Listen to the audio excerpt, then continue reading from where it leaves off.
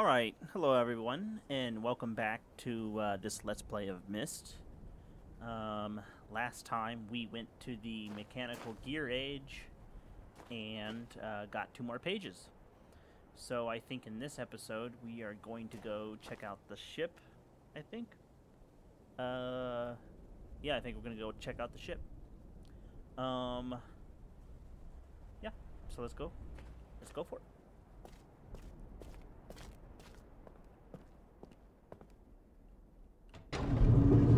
So this game plays pretty smoothly. Someone I think asked me how to play, because I got ray tracing on and everything. Get about 170 frames. So yeah, 170 frames. Runs pretty smooth.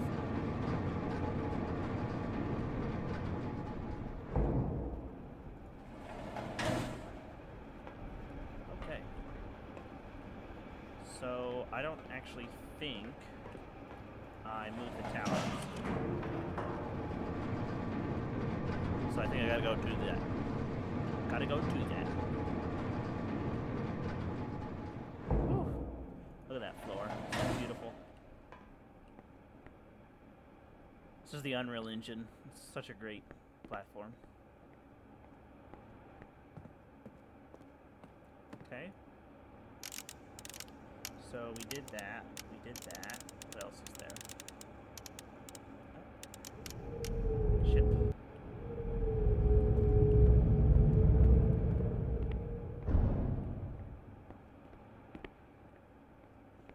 Back to the elevator.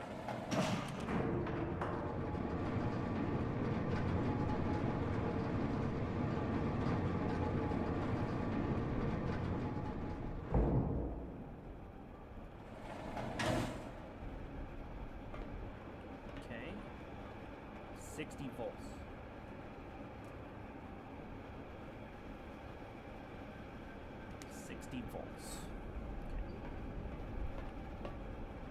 I think we have to set the generators to 60 volts. Is probably what that means. What's on top of the ship? It's hard to see.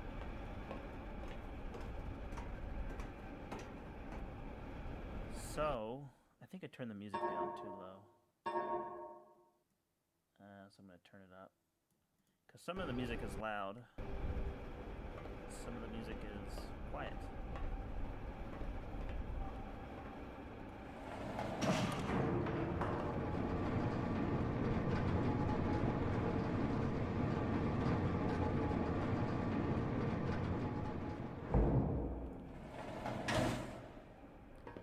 Okay.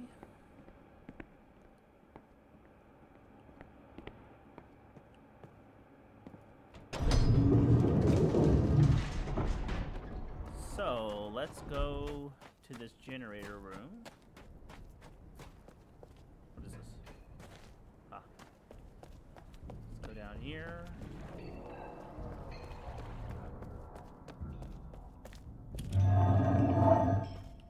And let's see what we can do. 60 volts is our target. Let me get another piece of paper. I think I'm going to have to write some more stuff down.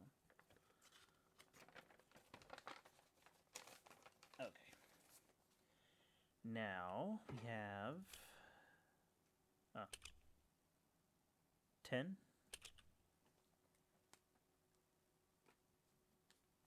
Yep, 10. 7.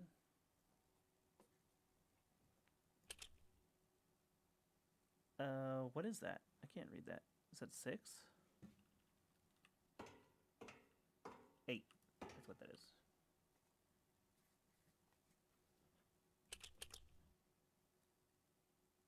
$16. 5.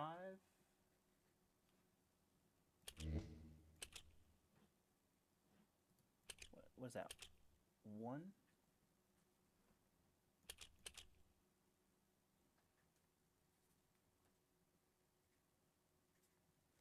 2. 22.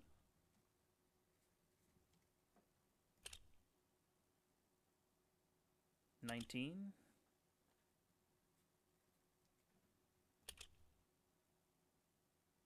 Wait, I missed one, I think. 9.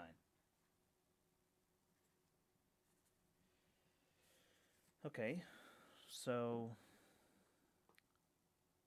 let's turn on. So 20.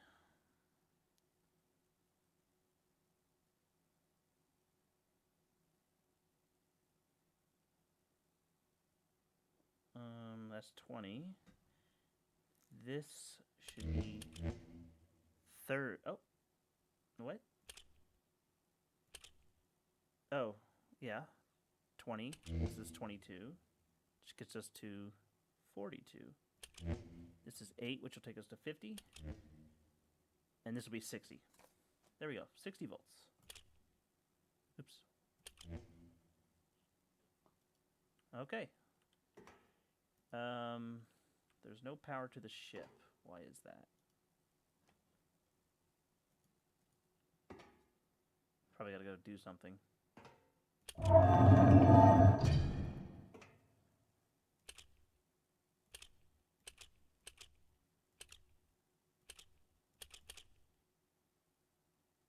Hmm.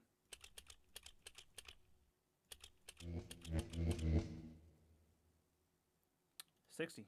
Okay. Maybe because I flicked that thing earlier? I don't know. Let's go check it out.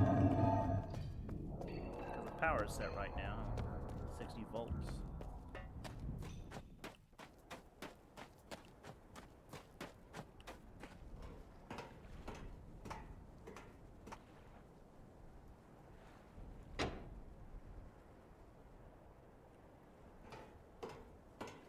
Okay.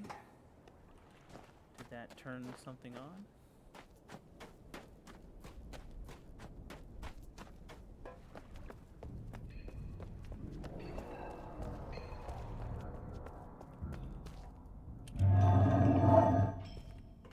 Nope, it's off still. Huh.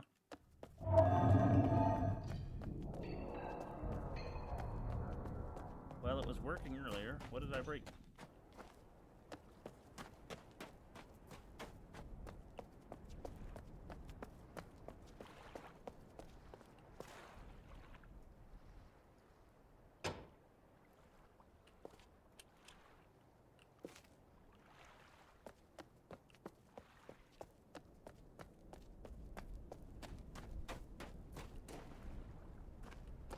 Huh.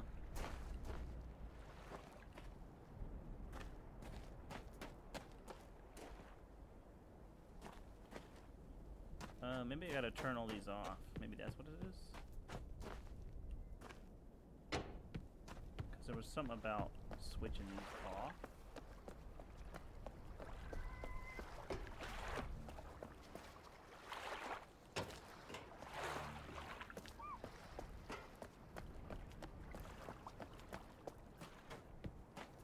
That's off. That one down there is off. Off.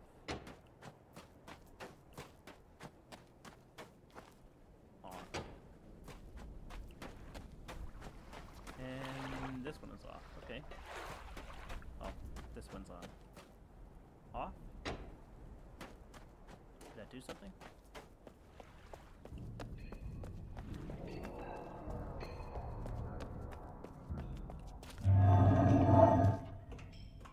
Why is all this off still?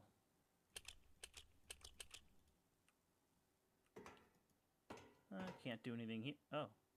Oh, no. Huh. Generator switches.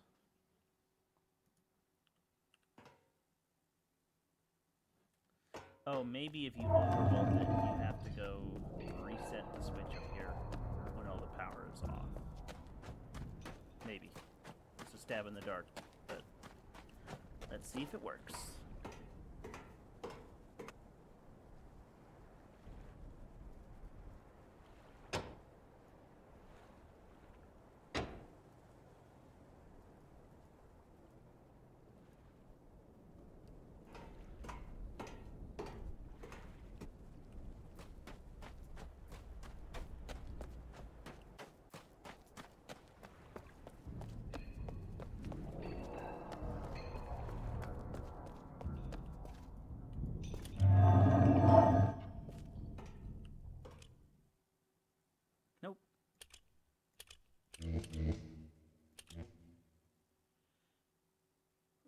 missing something. Missing the 1. 60. Huh. Power? Power to ship. No power is going to the ship. Why? Huh. Strange.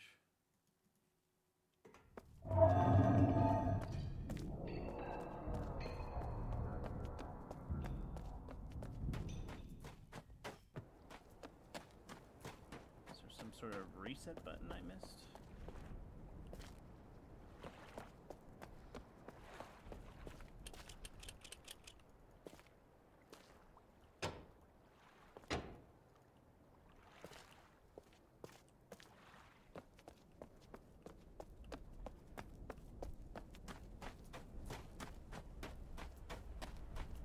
Oh.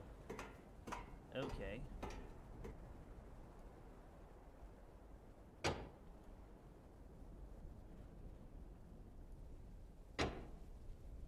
Yeah.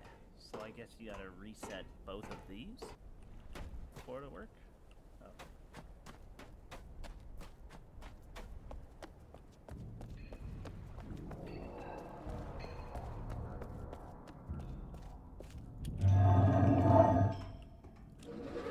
Okay, there we go.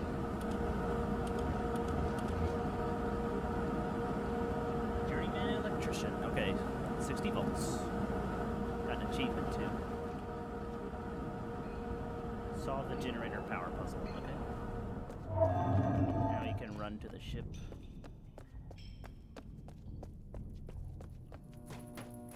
Ah, it makes wire sounds when it's powered. Okay.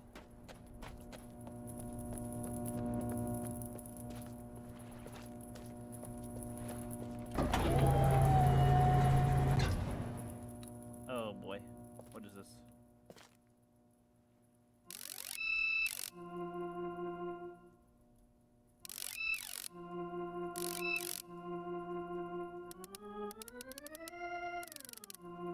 Well, it has little green ticks.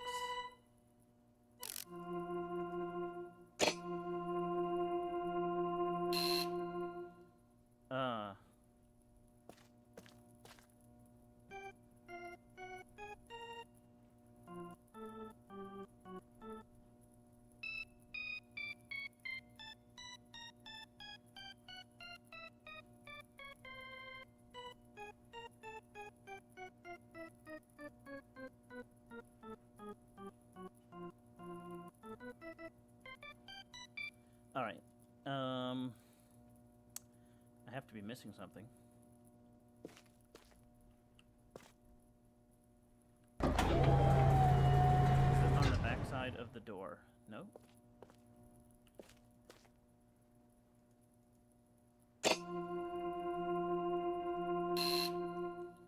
Okay, so clearly it's a combination using sound, so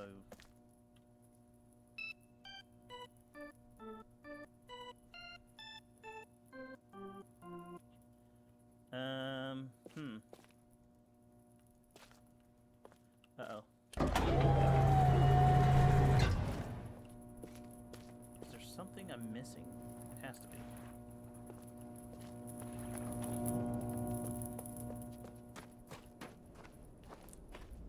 Well...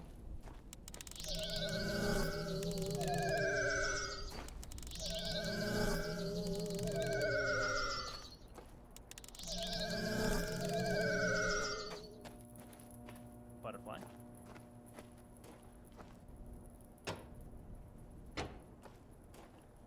Huh.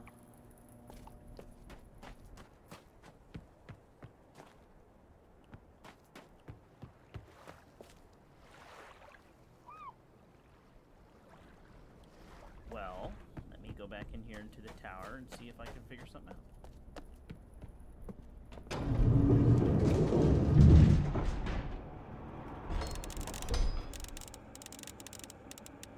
Wait a minute. Something's wrong.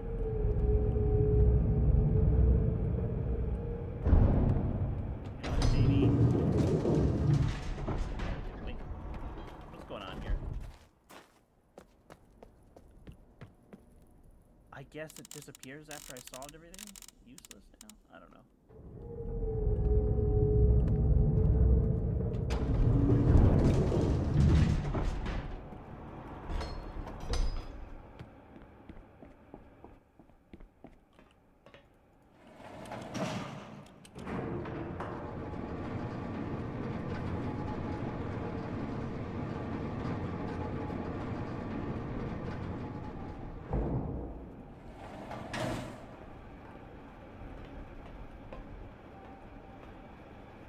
That's 60 volts.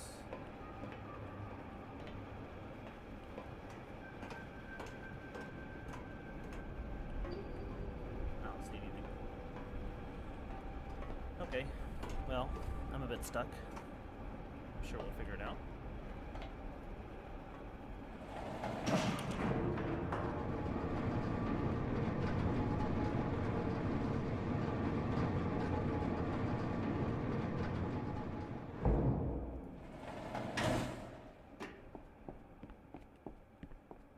Okay.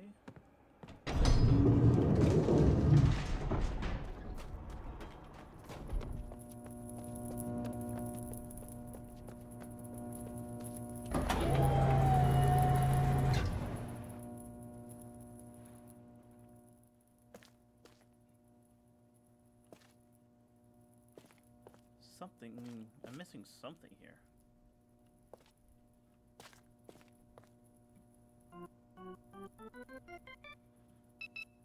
It's like a start button that I'm missing? Oh. Oh.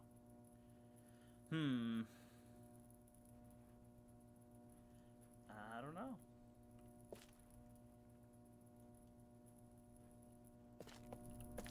Okay.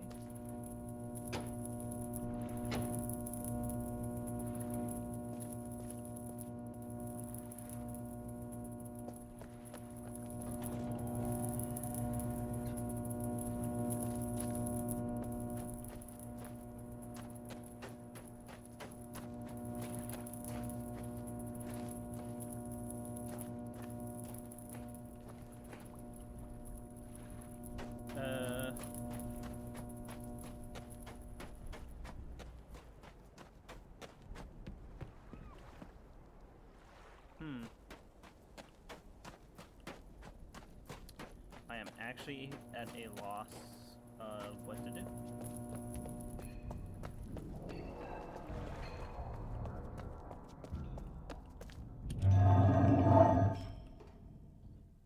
Now this is set up.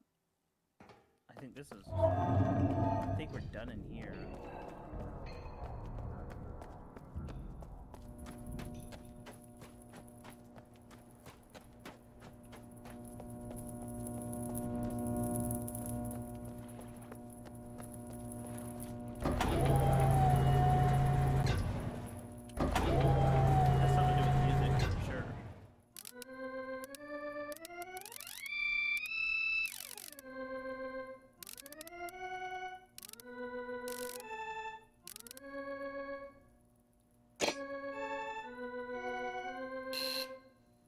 Well, that's a big wrong.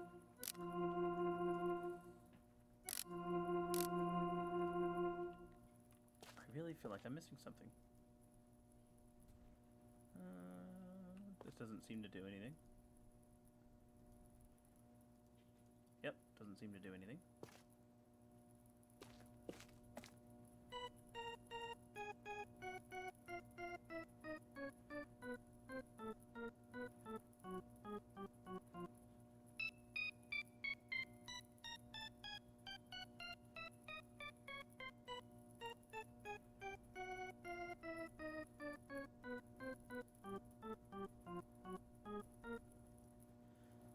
Well, so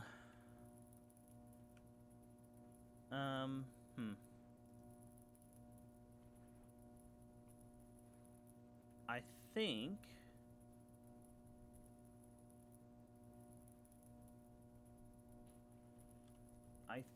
I am going to pause the recording and then I think I'm going to pause the recording and I will come back to you when I have figured something out. So I'm coming back to you just for a second. I'm still trying to figure out the ship, but I switched all the markers to on, and when I switched this one by the ship to on, it popped out this thing here, and I just picked it up. It's a white page, and it gave me an achievement called Inside Found the White Page. So I just thought I'd mention that little tidbit. All right, I'll come back and when I figure this out. Okay, so I'm back, and that took way longer than it needed to. I pretty much ran out here and flipped every switch and button and everything else. So I completely forgot. I came in here trying to go back to the tower, and then I realized that you can go to this bookshelf and you can open these books. So that is what we're gonna do. Oh. Okay, so I should scan the bookshelf. So this is I guess the Channel Wood Age. So I think all these books describe the different ages that we've been to. So this,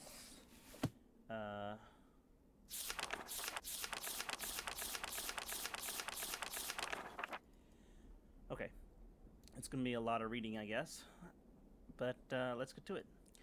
I have called this age Channelwood, and it is a very different world, though it is exactly how I imagined it. It is still amazing to see it with my own eyes. Water covers this age as far as I can see, except for a small rocky island.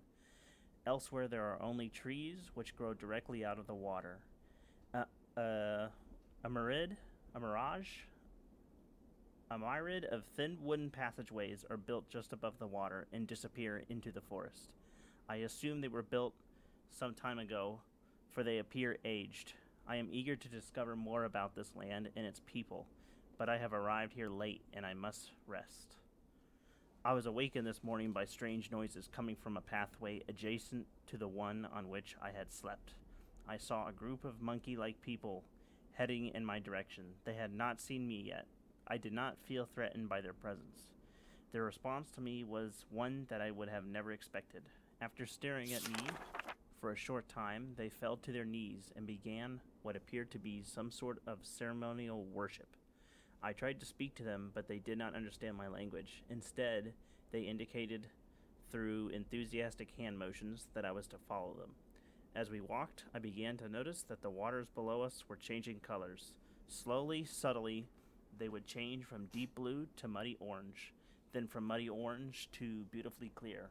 I was so intrigued by the water, I hardly noticed that we had arrived at a ladder. Climbing the ladder led us to their village, which is about 10 meters above the water and can only be reached by rope ladders that stretch from the lower paths to the village level, approximately halfway up the grand trees. It is very interesting watching these people carry out their daily tasks. Even after watching them for hours, I did not understand exactly what they were doing. At sunset, they motioned for me to follow them. I followed the creatures to the doorway of an enormous hut. Strangely, once inside, I found that the hut appeared even larger than it had from the outside. The walls were garnished with bright metals, and in the center of the hut sat the leader of these people. At least he appeared to be their leader, for he sat a meter off the floor in a thick throne.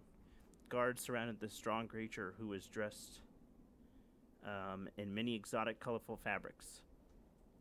Next to the leader sat a very old human. At least to some extent, he appears human. His hair, which was only on his face and head, was completely gray, almost white, and hung very long around his frail body. His thin head hung limply by an almost grotesque neck that could not hold its head up to look at me. But what a surprise! This creature could speak my language. Shortly thereafter, I was given a bed with some hand motions that looked to be telling me to go to sleep. I look forward to learning more.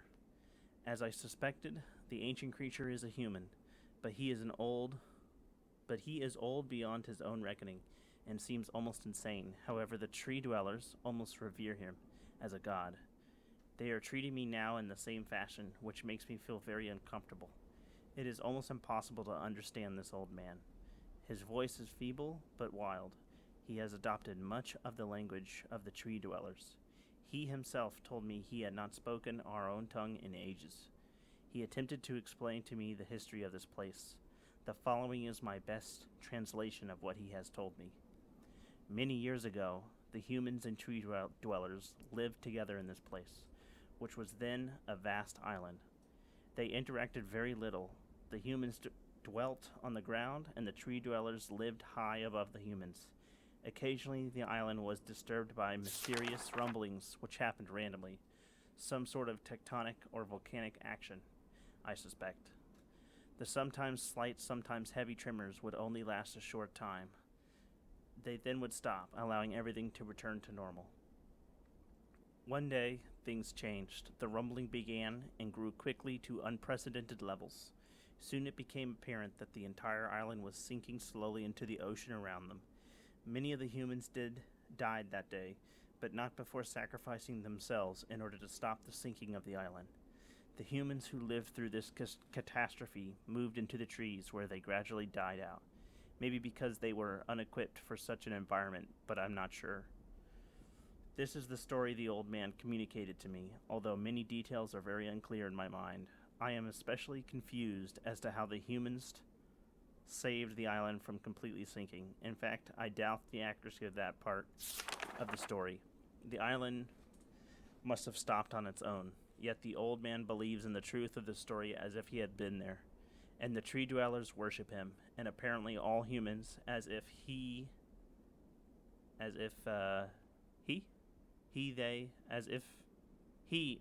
crossed out.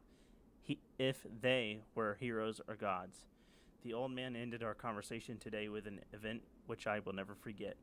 He began gripping my hands tightly, murmuring something about rest and asleep. He then said, "We had expected you to come sooner." These actions filled me with a sort of immediate dread. With much effort, he stood to his feet. I tried to help, but he pushed me away with more force than I imagined his frail body contained. The tree dwellers quietly surrounded him with very solemn faces. They then kneeled before him. He walked to each and placed his hand on their heads. All the while, he murmured words which I did not understand. Finally, he turned to me and smiled. Then he closed his eyes and walked out the door and off of the narrow path high in the trees. The tree dwellers were silent. They began a procession down the nearest rope ladder. As I was descending, I saw several of them pick up the body he had fallen onto a lower level of walkway and carry it away. He was laying down at the dead end of a short pier-like structure. With the use of some potion, one of the tree creatures lit the pier on fire, and I watched as the flames engulfed him. As the strange funeral proceeded, the waters around the pier changed to dull green. This morning I awoke, finding it hard to even believe the previous evening's events. The water is a dull green for as far as I can see now.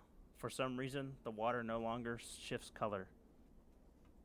As I wandered throughout the pathways, the creatures watched me, curious to see what I will do next. They are constantly offering me strange objects of affection. I even found food outside the doorway to the room in which I had slept. This is a unique race of beings. I hope to learn their language soon, that I may learn more from them. So that I may learn more from them. Alright. I have lived on this world for 3 months off and on, and the tree dwellers have shown great hospitality. I am even beginning to learn bits of their language. I have decided to return home for an extended stay with my loving wife and my sons, and hopefully return with them. However, I am sure Catherine will once again refuse. I think this age would be a wonderful experience for them all, and I at least look forward to how Sirius and Arachnar will react to its curious inhabitants. Catherine is staying behind as expected. My sons have returned with me, and they enjoy this age very much. They get along very well with the tree dwellers and are picking up their language surprisingly fast. I have no doubt that it will not be too long until they can speak with the tree dwellers much better than myself. I am leaving tomorrow to check on Osmian Age. Sirius has suggested that I allow him and his brother to stay. Though the idea unsettles me, I know the boys are growing up rapidly. The hospitality of these creatures is such that I could think of no better place to leave them alone for a short while, so I will consent to their request. I warn the boys not to take advantage of the respect the tree dwellers have for their ideas.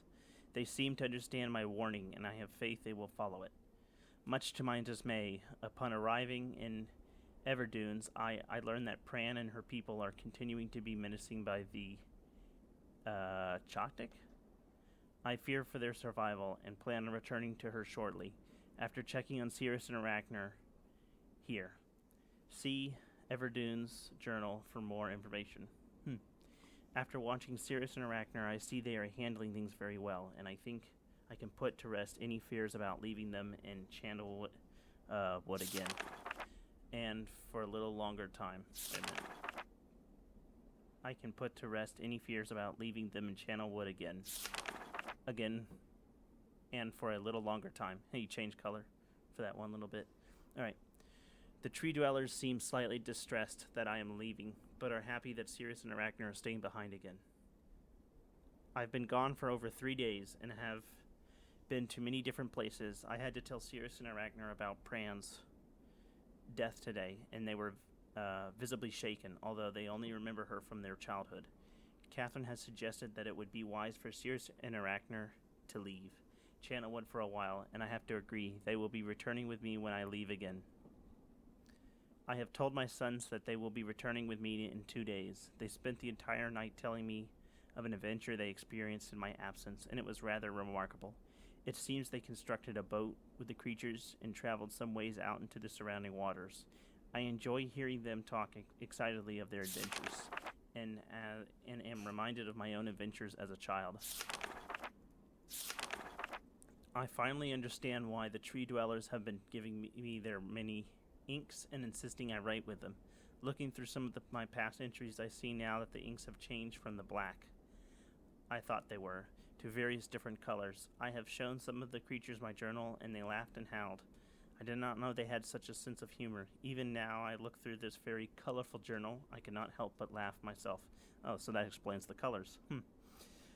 We will be returning tomorrow, so my sons are with the creatures for the last night here. They have told me they would like to come to Channelwood again, and also ask if they could visit some other ages alone. Though I will have to think over their request. I believe they have proven to me that they are trustworthy and responsible. Catherine will also have to help me decide whether they are ready for travel alone. For now, I must give my farewells to the creatures, for I do not know how long it will be until I visit this age again. Okay. So, Future Bridge. Little map, little picture. Oh, whew. All right, that was a lot of reading. I have a feeling that the rest of these books are going to be about the same. Oh boy. Holy smokes. How many pages does this thing have?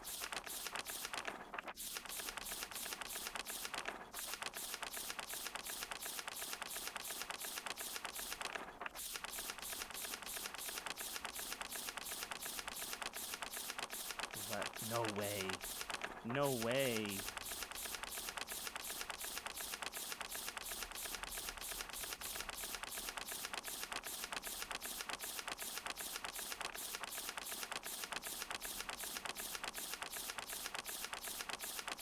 No. There's no way. There's no way. Okay.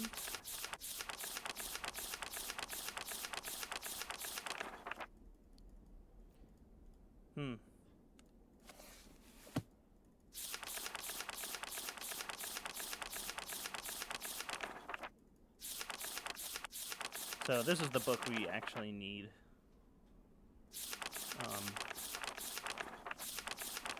I completely forgot about these books. Okay, anyway, this episode's getting quite long, so we should cut it off here.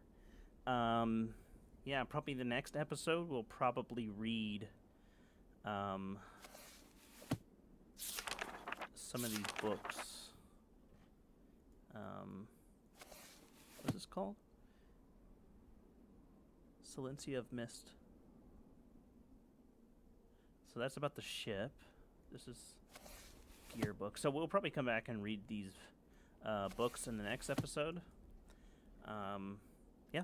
So anyway, thanks for watching, and I'll catch you in the next episode.